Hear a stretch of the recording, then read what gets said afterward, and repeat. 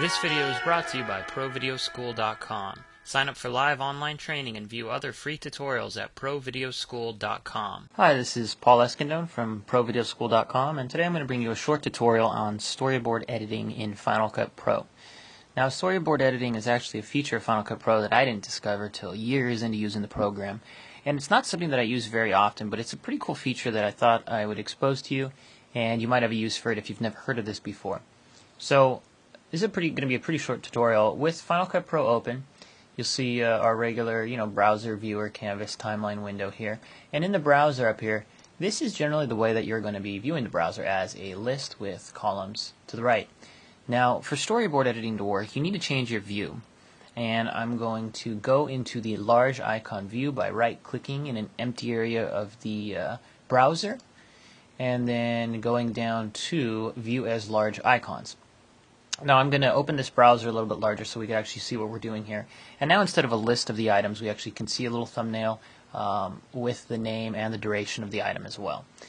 So here's the deal on storyboard editing. Basically, you can arrange your clips visually in the browser from left to right and up and down. And the way that you arrange them will be the way that they come onto the timeline.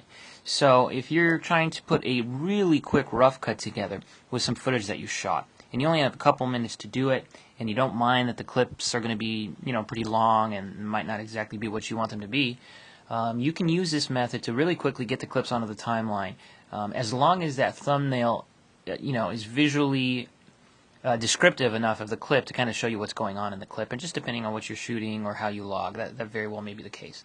In this case, a lot of these thumbnails look the same, so it's really hard to differentiate what is happening in one clip versus the other, but just for demonstration purposes, we're going to just use these clips. So let me drag this out a little bit larger. So the way storyboard editing works, what happens at the upper left-hand corner of the browser, that goes on the timeline first, and then it looks to the right.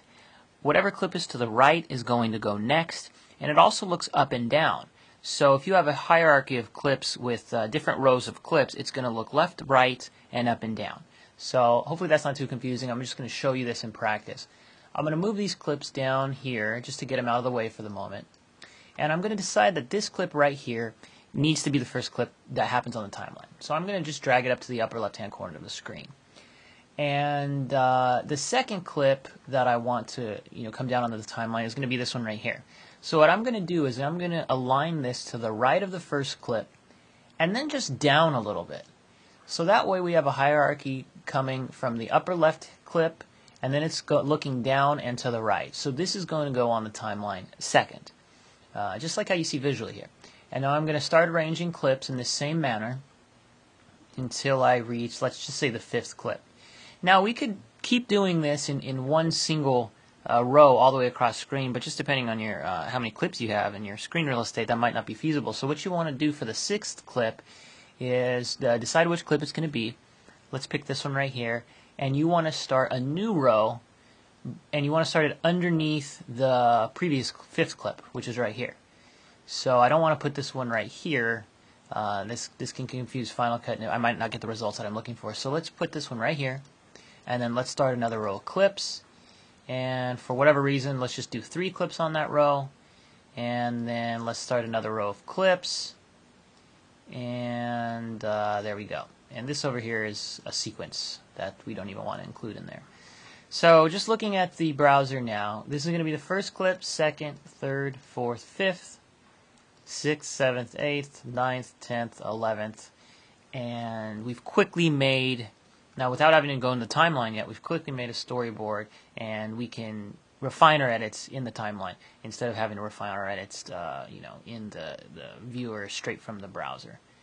So let's minimize it. Actually, first let's select all the clips here. So we're going to hit Command A, and then I'm going to Command click the sequence here, storyboard test sequence, because obviously I don't want to bring a sequence into the sequence I'm trying to bring it in. Final Cut won't even let me do that.